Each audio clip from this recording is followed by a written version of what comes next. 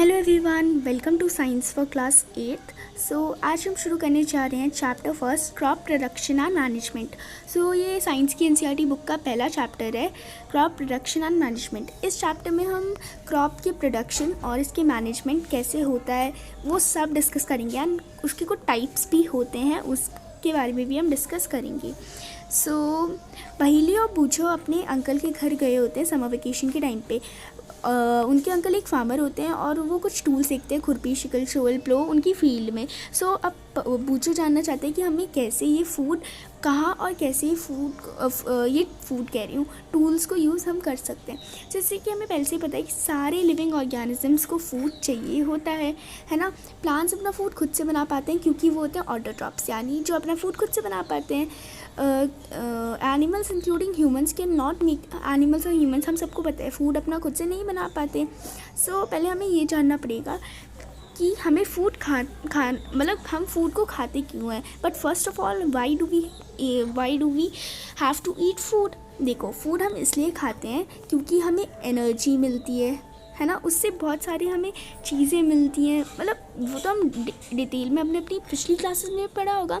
But main purpose है food का energy के लिए, है ना। अब बूझो पूछ रहा है कि अब हमें सबको फूड चाहिए होता है तो हम कैसे फूड को एक लार्ज नंबर ऑफ पीपल में कैसे डिवाइड कर सकते हैं। इसका आंसर यहाँ नेक्स्ट पैराग्राफ में है। फूड को देखो प्रोड्यूस करा जाता है बहुत ही बड़े स्केल में।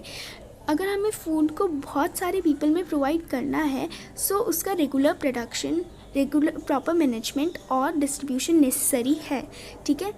अब हम आते हैं एग्रीकल्चर प्रैक्टिसेस में। 10,000 BCE टिल 10,000 BCE में पीपल नोमैडिक थे, जो यहाँ से वहाँ घूमते हैं लोग, उनको हम कहते हैं नोमैडिक, ठीक है। वो मतलब इधर से उधर घूमते थे फूड और शेल्टर के लिए, यानी खाने के लिए और अपने सर पे एक छत के लिए।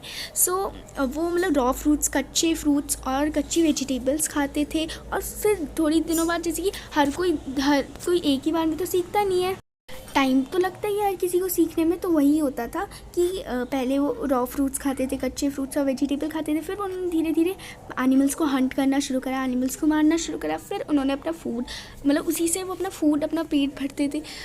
फिर उन्होंने धीरे धीरे सीखा कि दे कुड कल्टिवेट लैंड, मतलब वो लैंड को कल्टिवेट कर सकते हैं और वो राइस, वीट और बहुत सारे क्रॉप्स बना सकते हैं। यहीं से हुआ था एग्रीकल्चर बॉर्न, ठीक है। अब यहाँ पे आ जाते हैं हम क्रॉप में। अब यहाँ पे है कि क्रॉप क्या होता है। यहाँ पे आंसर है जब प्लांट सेम टाइप्स के, देखो ये एक फील्ड है और यहीं पे एक ही सेम टाइम, जैसे कि वीट के इस फील्ड में क्रॉप है, मतलब सारे वीट के ये एक फील्ड में, तो उसी को हम कहते हैं क्रॉप। जब प्लांट सेम टाइप के प्लांट्स हम एक ही फील्ड में कल्टीवेट करते हैं बड़े स्केल में, उसको ही हम क्रॉप बोलते हैं। ये इम्पॉर्टेंट है, दैट व्हाट इज़ क्रॉप, ठीक है। फॉर एग्जांपल, हाँ, ये जैसे कि क्रॉप, अगर वीट का क्रॉप है वहाँ पे ग्रोन, वो फील्ड वीट की होगी। You already know that crops are of different types. Crops different types के होते हैं, सीरियल्स, वेजिटेबल और फ्रूट्स के। हम इनको क्लासीफाई कर सकते हैं उनके सीज़न पे क्लासीफाई कर सकते हैं, मतलब वो कौन से सीज़न में ग्रो करते हैं। देखो, इंडिया एक बहुत ही बड़ी कंट्री है, India is a vast country. तो क्लाइमेटिक कंडीशंस इसमें बहुत है, लाइक टेम्परेचर, ह्यूमिडिटी और rainfall vary from region to region. अब देखो, हर एक जगह से जगह वो वेरी करता है, कहीं पे रेनफॉल ज़्यादा होती है, कहीं पे ठंड ज़्यादा होती है। देखो, इससे हम ये समझ सकते हैं यहाँ पे बहुत ही रिच वेराइटी क्रॉप्स की होती है, जो डिफरेंट पार्ट्स ऑफ कंट्री में ग्रो किए जाते हैं। यहीं पे दो कैटेगरीज में क्रॉप्स को हमने नहीं, एनसीईआरटी वालों ने डिफ़ाइन करा है। एक तो पहला है खरीफ क्रॉप एंड सेकेंड है राबी क्रॉप, ठीक है। खरीफ क्रॉप क्या होते हैं, जो रेनी सीजन में ग्रो करे जाते हैं, उनको हम खरीफ क्रॉप कहते हैं। खरीफ क्रॉप बेसिकली जून से सितंबर तक ग्रोन होते हैं, क्योंकि इंडिया में यही जून से सितंबर तक ही रेनी सीजन होता है। इसमें होते हैं पैडी, मेज, सोयाबीन, ग्राउंडनट। इन सब क्रॉप्स को ना ज़्यादा से ज़्यादा पानी चाहिए होता है, इसलिए वो रेनी सीजन में ग्रो करते हैं। देन आता है राबी क्रॉप्स, जो क्रॉप्स हम विंटर सीजन जनरली इंडिया में विंटर सीजन अक्टूबर से मार्च तक रहता है, तो वहीं उसी टाइम पे जो क्रॉप्स ग्रो करे जाते हैं ना उनको हम राबी क्रॉप्स बोलते हैं। एग्जांपल्स होते हैं राबी क्रॉप्स के वीट, ग्राम, पी, मस्टर्ड, लिनसीड एक्सेट्रा, ये सब होते हैं एग्जांपल्स। और फिर हम आ जाते हैं basic practices of crop protection. और यहाँ पे बूचो एक क्वेश्चन पूछ रहा है कि पैडी को हम विंटर सीजन में क्यों नहीं ग्रो कर सकते। तो भाई हमने अभी भी एक बात पढ़ी कि जो पैडी होता है वो खारीफ क्रॉप में ग्रो करा जाता है ना। खारीफ क्रॉप में देखो, पैडी खारीफ क्रॉप में ही तो आता है। सो वो खारीफ क्रॉप में हर एक जो भी क्रॉप्स होते हैं वो रेनी सीजन में ग्रो करे जाते हैं। तो वही मेन रीज़न है कि पैडी को बहुत सारा वाटर चाहिए होता है, तभी वो रेनी सीजन मतलब उसी विंटर सीजन में वो ग्रो नहीं कर पाता। तो हम नेक्स्ट पे आ जाते हैं कल्टीवेशन ऑफ क्रॉप्स इन। अब देखो क्रॉप्स की कल्टीवेशन बहुत सारी चीज़ें, बहुत सारी एक्टिविटीज़ इन्वॉल्व करती है जो फार्मर्स करते हैं बहुत टाइम तक। सो यही एक्टिविटीज़ हम नेक्स्ट टॉपिक में पढ़ने जा रहे हैं। देखो ये जो एक्टिविटीज़ जो फार्मर्स क्रॉप ग्रो करने के लिए यूज़ करते हैं उनको कहते हैं हम एग्रीकल्चर प्रैक्टिसेस। ये इंपॉर्टेंट है। टोटल 7 एग्रीकल्चर प्रैक्टिसेस होते हैं। पहला है preparation of soil, second sowing, third adding manure and fertilizers, और फोर्थ है इरिगेशन, फिफ्थ है प्रोटेक्टिंग फ्रॉम वीड्स, सिक्स्थ है हार्वेस्टिंग और सेवेंथ है स्टोरेज। तो यही टॉपिक्स हम एक एक करके पढ़ेंगे। यही पूरे चैप्टर में ही सारे टॉपिक्स से रिलेटेड ही पूरा चैप्टर है, क्रॉप से रिलेटेड ही पूरा चैप्टर है। सो पहला टॉपिक है preparation of soil. So preparation of soil first step होता है अगर हम क्रॉप को ग्रो करना चाहते हैं तो उससे पहला स्टेप होता है प्रिपरेशन ऑफ सॉइल। इसमें बहुत मतलब एक इम्पॉर्टेंट टास्क होता है कि हमें ना सॉइल को टर्न करना होता है, उससे वो लूज़ हो जाती है। ये क्या करता है, ये ना ये अलाउ करता है रूट्स को penetrate deep into the soil, which means कि ये जो लूज सॉइल होती है वो ना रूट्स को ईजिली ब्रीथ करने के लिए मतलब वो दे देती है, अलाउ करती है वो रूट्स को ब्रीथ करने के लिए। जब जो रूट्स होते हैं वो बहुत अंदर होते हैं सॉइल के, सो वो अलाउ करती है रूट्स को ब्रीथ करने के लिए। बट अब ये जो लूज सॉइल है ये क्यों अलाउ करती है रूट्स को ब्रीथ ईजिली करने के लिए। सो ये जो लूज इन सॉइल होती है ये हेल्प करती है अर्थवॉर्म की अर्थवॉर्म और जो माइक्रोब्स जो होते हैं, जो माइक्रो ऑर्गेनिजम्स जो हम अपनी नेक्ड आई से नहीं देख सकते। सो ये अर्थवॉर्म्स की ग्रोथ और माइक्रोब्स की ग्रोथ के लिए अच्छी मानी जाती है लूज इन सॉइल। अब देखो, अब आप सोचोगे ये अर्थवॉर्म्स और माइक्रोब्स तो हार्मफुल होते होंगे।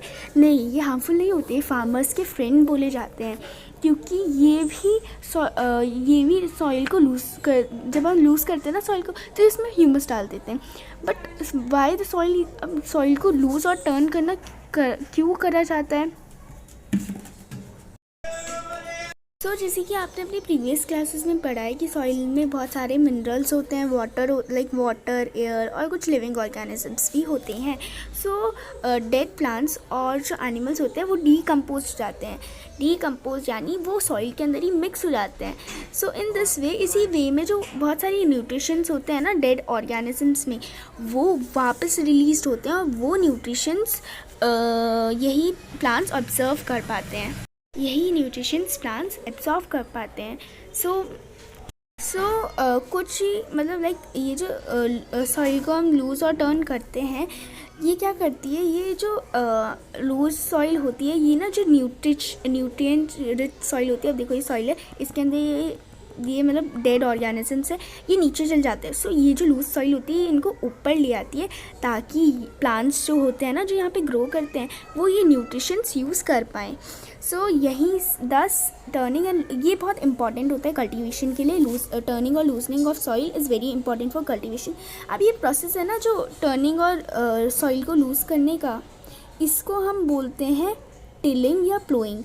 ये एक प्लो की हेल्प से करा जाता है। प्लो मतलब वुड और आयरन के बने होते हैं। एंड अगर सॉइल बहुत सूखी होती है तो प्लोइंग करने से पहले इसमें पानी डालना भी ज़रूरी होता है। जो प्लोड फील होती है उसमें बहुत सारे क्लम्स होते हैं सॉइल्स के, जिसको हम क्रम्स भी कहते हैं। ये बहुत ही ज़्यादा नेसेसरी होते हैं इन क्रम्स को तोड़ना। Levelling the field is beneficial for sowing as well as for irrigation. देखो लेवलिंग अब करी जाती है लेवलर की हेल्प से।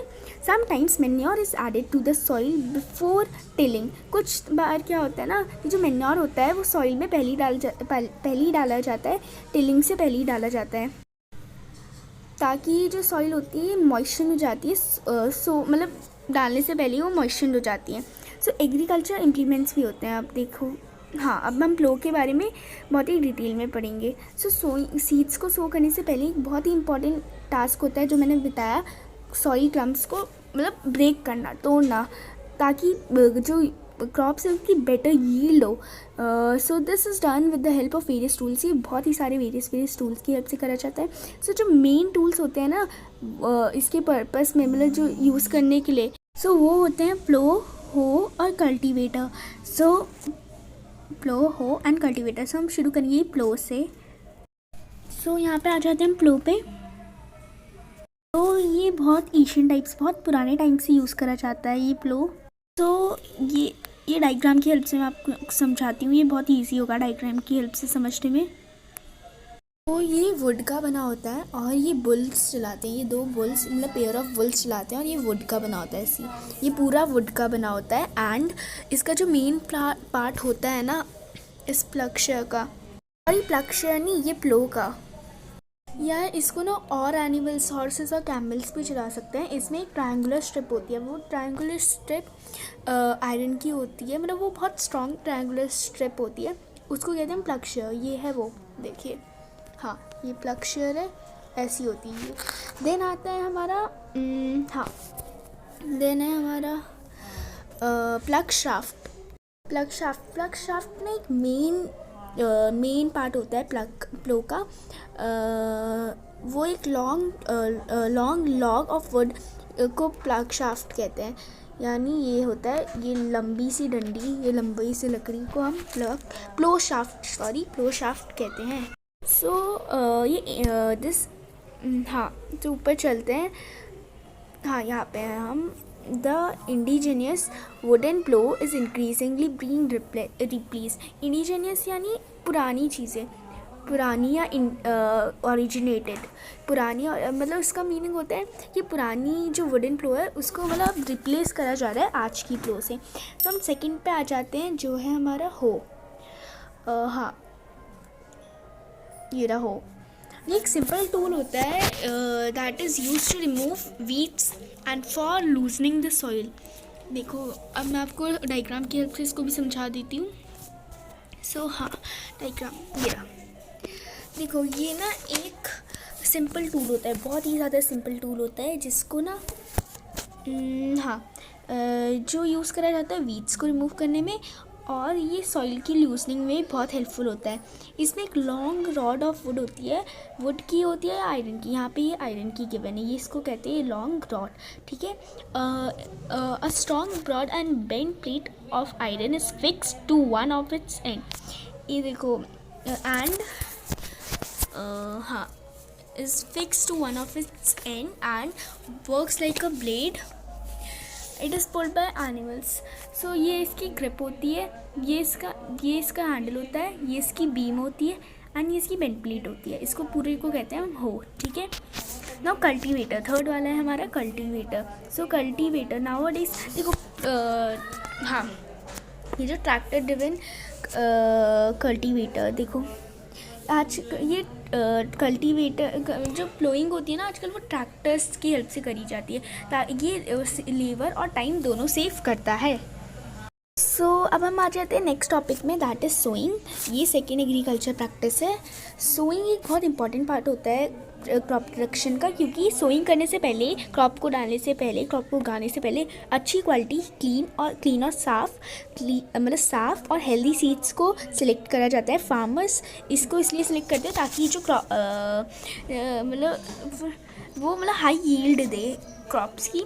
सो नाउ थर्ड हमारा टॉपिक है, वो है सिलेक्शन ऑफ सीड्स। एक दिन पहेली ने देखा कि उसकी मम्मी ना कुछ जो वो थे सीड्स को ना एक वेसल में रख दे रही थी, और उसने जब देखा कुछ मिनट बाद कुछ सीड्स ऊपर आने लग गई। अब आपने भी ऐसा बहुत बार देखा होगा कि बोल में आपकी मम्मी बहुत सारी कुछ भी लाइक सीड्स रख देती हैं और उसके बाद वो सीड्स वो ऊपर आ जाती है। सो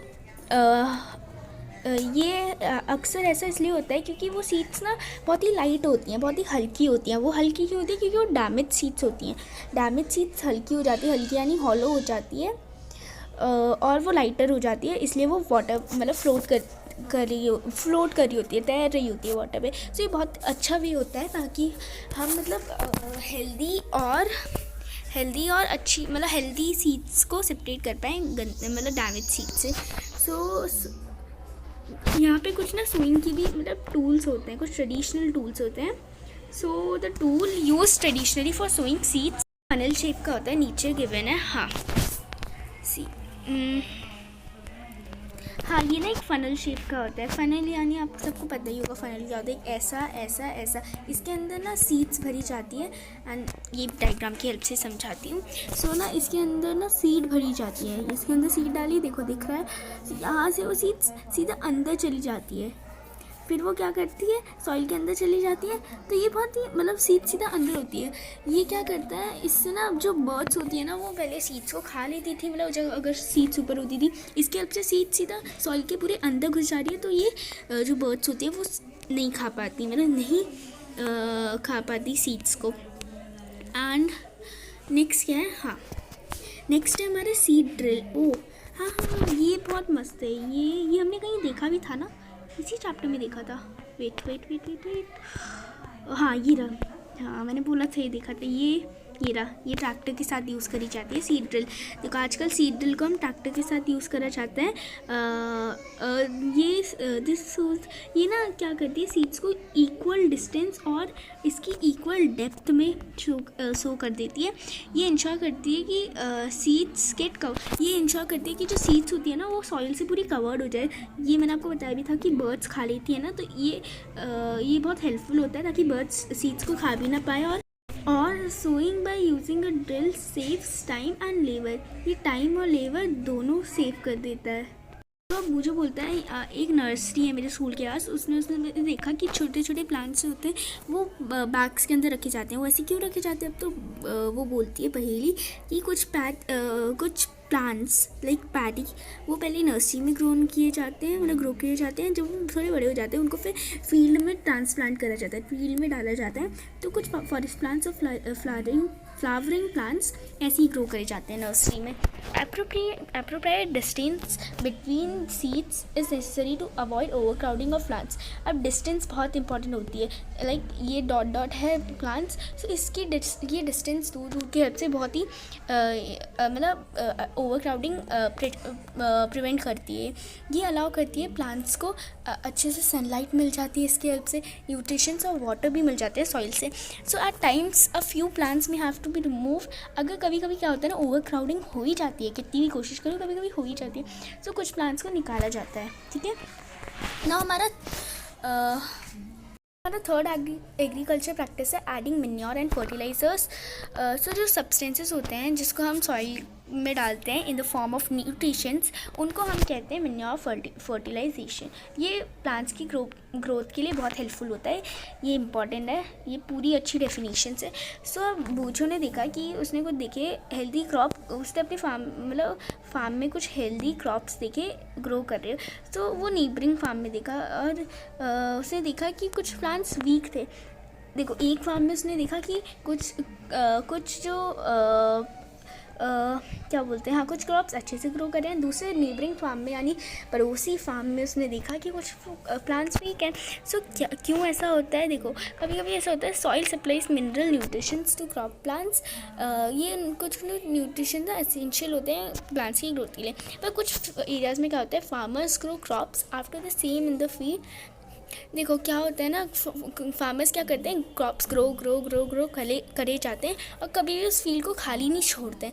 सो अब आप सोचो क्या होता होगा उन न्यूट्रिएंट्स का जो उसमें सॉइल में रहती है। सो यही होता है, अगर कंटिन्यूस कल्टीवेशन हम क्रॉप्स की करते हैं ना, तो ये सॉइल को पुअर बना देती है न्यूट्रिशंस में।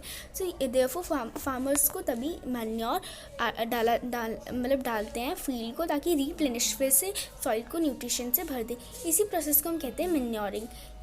ये जो है ना, हाँ सो ये जो पूरा प्रोसेस है ना, इसको कहते हैं मैन्योरिंग, ठीक है, ये इंपॉर्टेंट है। Then the manure is an manure अब क्या होता है, मेन्योर एक ऑर्गेनिक सब्सटेंस होता है जो डीकम्पोजिशन, प्लांट्स की डीकम्पोजिशन और उसकी मतलब वेस्ट से बनाया जाता है। डीकम्पोजिशन पता है ना, जो मतलब गंदगी मतलब उस चीज़ से जो भी ऑर्गेनिक सब्सटेंस बनाया जाता है उसको डीकम्पोजिशन बोलते हैं। फार्मर्स डंप प्लांट और एनिमल के वेस्ट में भी बनाया जाता है। द डीकम्पोजिशन, इसको वर्मी कंपोस्टिंग भी कहते हैं, जो आपने क्लास 6 में पढ़ा है ना। सो जो चीज़ें डीकम्पोज हो जाती हैं एनिमल प्लांट्स के वेस्ट से या फार्मर्स मतलब जो भी, तो उसको ना मतलब हम वो मतलब ऑर्गेनिक मेन्योर की बन जाती है। सो ये तो एक्टिविटी है, तो इस एक्टिविटी को भी जल्दी से करते हैं। ये चैप्टर बहुत बड़ा है, इसके कुछ पार्ट्स भी बन सकते हैं। सो एक्टिविटी 1.2, हमें कुछ मूंग और ग्राम सीड्स, आपको कुछ मूंग और ग्राम सीड्स लेने, आपको 3 इक्वल साइज सीडलिंग्स सिलेक्ट करनी है और टेक एम्प्टी, कोई भी 3 ग्लासेस ले लो और उनको ABC मार्क कर दो, ठीक है। फिर ग्लास A में थोड़ा सा सॉइल डालो जिसमें थोड़ा सा काऊ डंग हो, काऊ डंग मैन्योर, हाँ मतलब जो काऊ डंग है वो हो। और ग्लास B में आपको कुछ in glass B put some amount of soil mix with the little urea. So glass B में थोड़ा सा उसमें लिटिल यूरिया मतलब मिक्स कर दो सॉइल के साथ।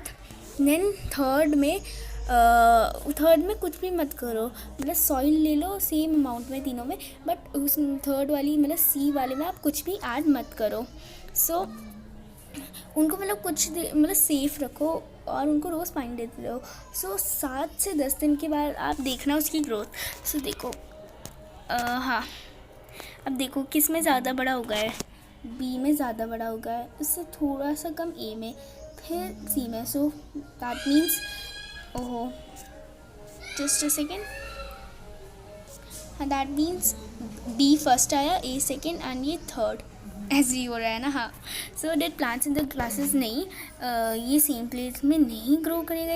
विच class showed better growth of plants, B वाला है ना। In which class was the growth fastest, B वाले में सबसे फास्टेस्ट थी। हाँ, अब आते हैं फर्टिलाइजर्स टॉपिक में। फर्टिलाइजर्स केमिकल सब्सटेंसेस होते हैं जो रिच होते हैं न्यूट्रिएंट्स में।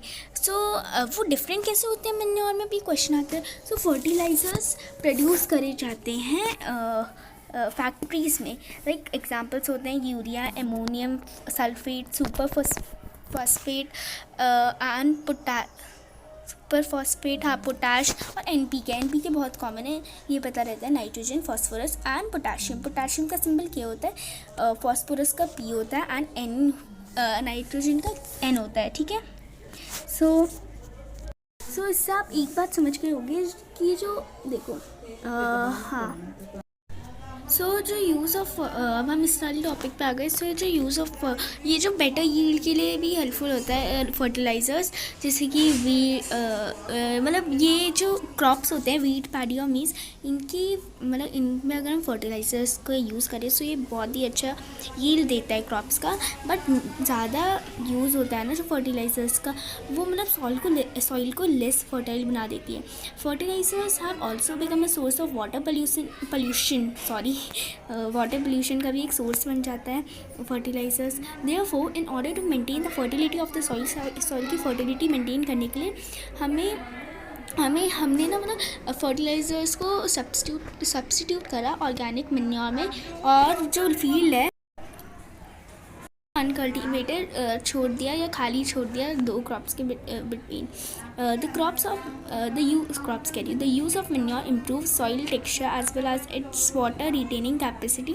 सो मैन्योर की जो यूजेस होती है ना, वो मतलब इम्प्रूव करता है सॉइल का टेक्सचर और वाटर रिटेनिंग कैपेसिटी, वाटर को वापस से यूज़ करने की कैपेसिटी भी इम्प्रूव करता है। ये it replenish the soil with nutritions, ये सॉइल को न्यूट्रिशन से भर देता है। सो ये चैप्टर अभी बहुत बड़ा है, क्रॉप रोटेशन है नेक्स्ट। फिर ये क्या है, differences between manure, fertilizers, advantages, irrigation sources. ये चैप्टर तो बहुत बड़ा है, इसके मिनिमम 3 पार्ट्स तो बन ही जाएंगे, ठीक है। सो अभी मैं इस चैप्टर को क्रॉप कहाँ पे थे हम, हाँ क्रॉप रोटेशन में अभी मैं छोड़ रही हूँ, देखो ध्यान से देखना अभी हम। सो सो अभी हमने सीधा यहाँ तक कर लिया है, न्यूट्रिएंट्स तक कर लिया है। यहाँ इतना हमने अभी कर लिया, मतलब इससे ऊपर का भी कर लिया है। तो ये जो क्रॉप रोटेशन है ये हम नेक्स्ट पार्ट से करेंगे, पार्ट 2 में हम ये करेंगे। सो कैसा लगा आपको मेरा आज का वीडियो? इस वीडियो में मैंने आपको चैप्टर 1 का, मतलब पार्ट 1 था ये चैप्टर 1 का। सो अगर आपको ये वीडियो अच्छा लगा, लाइक करिए, शेयर करिए और अपने फ्रेंड्स के साथ भी शेयर करिए ताकि उनको भी ये चैप्टर बहुत ईजी लगे। And thanks for watching, keep subscribing and keep supporting. Thank you.